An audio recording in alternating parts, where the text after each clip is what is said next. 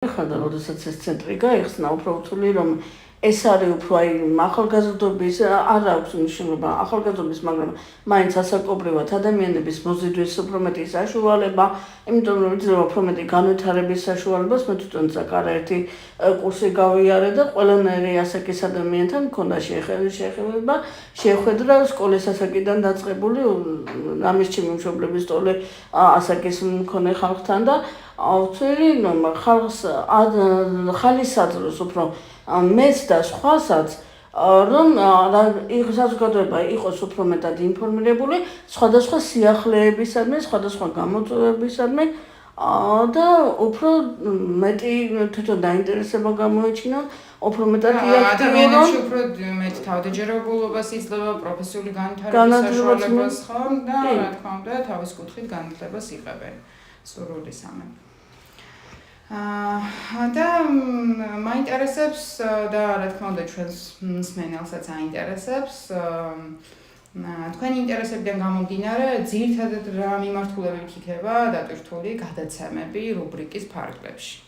ძირითადად შევეცდები რომ სიახლეების გაცნობის მხრივ საგანმანათლებლო, იმიტომ რომ თვითონაც ძალიან უყვარს კითხვა, ყოველთვის ვცდილობ რომ ინფორმაციის, ყველანაირი ინფორმაციის მქონე ვიყო, მქონდეს ყველანაირი ინფორმაცია და აი ეს რომ გადავცე, რაღაცა დავაინტერესო, და ციგნიერების განვითარების კუთხით და შემეცნებითი რაღაც სიახლეების გაცნობა, ახალი იდეების წარმოშობა შეიძლება მე თვითონ მიმდინარეობისას, ამ რადიოს მიმდინარეობისას ახალი იდეები წარმოიჩენს, კიდე რაღაცა სულები გავუჩინდეთ. და აი რა მოლოდინები გაქვთ, რა შედეგს დავდებთ? მაქვს იმის მოლოდინი, რომ ახალგაზრდობაში უფრო მეტი სტიმული გაჩნდება, ბევრი სიახლეების გასაცნობა და იმისათვის რომ თვითონაც თავისი წვლილი შეიტანა ამ სიახლეების შექმნაში,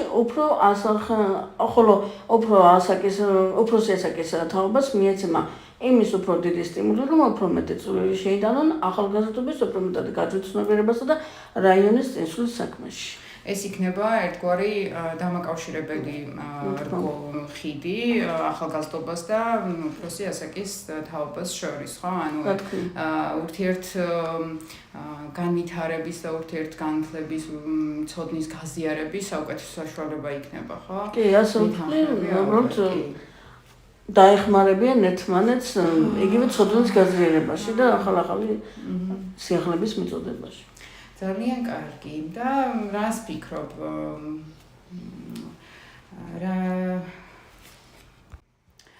რამდენად გაამართლებს სათემო რადიოს არსებობა? მე მიმაჩნია რომ გაამართლებს, უბრალოდ ამდენად არის ხალხი მიჯაჭვული მაინც რაღაც ინფორმაციის წყაროებზე, რომ ახალი სიახლეები მიიღონ და თვითონ იყვნენ ამაში ჩართული, თვლი რომ გაამართლებს. იმიტომ რომ ეს აუცილებელი და საჭირო არის.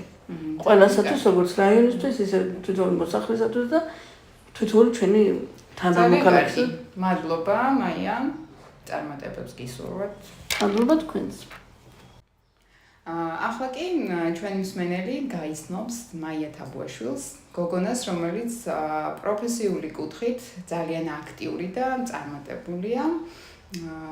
დეტალურად კი, რა თქმა უნდა, მოგესალმებით კიდევ ერთხელ, უფრო დეტალურად კი თავად მოგყვება მის პიროვნებაზე.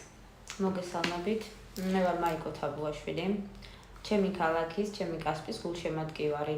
ამიტომ ვარ ხშირად ჩართული სხვადასხვა აქტივობებში. დიდი მადლობა მოწვევისთვის. მაია, გითხარი, რას ფიქრობთ სათემო რადიოს შესახებ, როდის და რატომ გაგიჩნდათ ინტერესი? სათემო რადიოს შესახებ გავიგე კასპის დასულთა განათლების ცენტრიდან და მაშინვე დავინტერესდი ამ სიახლით და გამიშდა სურვილი ჩართულიყავი აქტიურად. ძალიან კარგი. და რა გაძლევთ мотивაციად იყოთ მოხალისეობრივად ჩართული რადიოს მუშაობის პროცესში და განვითარებაში?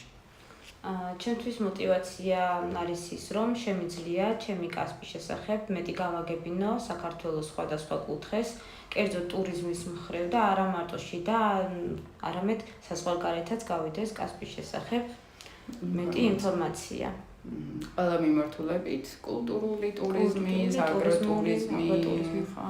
და სხვადასხვა მიმართულებაც გააქტიურდება იმედებს. და თქვენი ინტერესებიდან გამომდინარე, მაინტერესებს რა მიმართულებებით იქნება დატვირთული გადაცემები, რუბრიკა მათი ხმას ფარგლებში. ჩემი ინტერესია კასპი და კასპის ღირსშესანიშნაობები, კერძოდ ტურიზმის მხრივ, გავაცნო ხალხს და ამ რადიოში მოვიწვიო კერძოდ მეწარმეები, რომლებსაც აქვს ტურისტული მარნები და რომლებიც ვრუნავენ თავიანთი ქალაქი, განავითარონ, ბევრი საზღვარგარეთიდან ტურისტების ჩამოსდიან, ინდ მეწარმეებიც არიან ამ ტურისტულში, დაცნობენ ჩვენი კასპის ღირსშესანიშნაობებს, ხო, და ალბათ მარტო შემდგარ მეწარმეებზე არ არის აქ ლაპარაკი, ალბათ იმათაც მოვიწევთ იმ ქალბატონებს და გოგონებს, რომლებსაც აქვთ იდეა და უბრალოდ არ აქვს საშუალება, რომ ეს განახორციელონ და გააცნონ საკუთარი იდეა, საკუთარი აზრები და ისაუბრონ გეგმებზე, სამომავლო გეგმებზე, ხო? ძალიან კარგი. მაია, რა მოლოდინები გაქვთ და ასევე რომ გითხრათ, რა შესაძლებლობების მომცემიან სათემო რადიოს არსებობა, როგორც თქვენთვის, ასევე მოსახლეობისთვის. ჩემი მოლოდინია ის, რომ ჩვენი ლამაზი ბუნებით, ეკლესიებით, მდიდარი კასპის შესახებ გავაგებინებთ უფრო მეტ ადამიანს და ტურიზმის მხრივ კასპი გახდება თავისი სოფლებიანად უფრო მეტად აქტუალური ყველასთვის. ჩემთვის ეს არის გამოწვევა, რადგან არასოდეს ყოფილვარ ჩართული ჟურნალისტიკის სფეროში. გამოწვევა ეს თქვენთვის. ძალიან, კი, იმიტომ რომ არანაირი კავშირი და კმას არ მქონია საერთოდ რადიოსთან, ჟურნალისტიკასთან საერთოდ არაფერში. საინტერესო იქნება ეს ჩემთვის და მოწვეულ რესპონდენტებთან ერთად შევძლებ მათი ხმა გავაჟღერო და გავაღვიძო ინტერესი იმ გოგონებისთვის, ქალბატონებისთვის, ვისთვისაც საუკეთესო შესაძლებლობა იქნება ჩვენი რადიოს პლატფორმა თავიანთი იდეების გასახორციელებლად. ძალიან კარგი. მადლობა მაია, წარმატებებს გისურვებ ახალ საქმიანობაში. მადლობა თქვენ მოწვევისთვის. და ბოლოს გაგაცნობთ ჩვენს რადიოში ყველაზე ახალგაზრდა მოხალისეს დარინა ციკლაურს. მოგესალმებით დარინა, გაგვეცანით და ვინ ხართ, რა საქმიანობთ, გითხარით. მოგესალმებით, მე ვარ დარინა ციკლაური, 16 წლის, კასპის მეორე საჯარო სკოლის მოსწავლე. დავამთავრე მე-10 კლასი. დარინა, როგორც უკვე აბიტურიენტს, გაქვთ თუ არა გადაწყვეტილი რა პროფესიას აირჩევთ? როგორც აბიტურიენტი, ჯერ არ მაქვს გადაწყვეტილი რა პროფესიას ავირჩევ. პროფესიის არჩევაში კი დამეხმარება კასპის ზრდასრულთა განათლების ცენტრი. მე ამ ცენტრში გავლილი მაქვს გელაქის კურსი. ძალიან კარგი, მიხარია. და რას ფიქრობთ სათემო რადიოს შესახებ და რატომ დაინტერესდით ჩაერთოთ ამ მიმართულებით? სათემო რადიო ჩემთვის იქნება ახალი გამოწვევა, რადგან ადრე არ ყოფილვარ სათემო საქმეებში ჩართული და ეს პროექტი საშუალებას მომცემს დავაფიქსიროთ ჩემი და ჩემი თანატოლების აზრი. მიხარია. არის თუ არა შესაძლებელი რადიოში მიღებულმა გამოცდილებამ გავლენა მოახდინოს თქვენი ძირითადი პროფესიის არჩევაზე? დიახ, ეს საშუალებას მომცემს უკეთესად დავწუნდე ჩემს შესაძლებლობებში.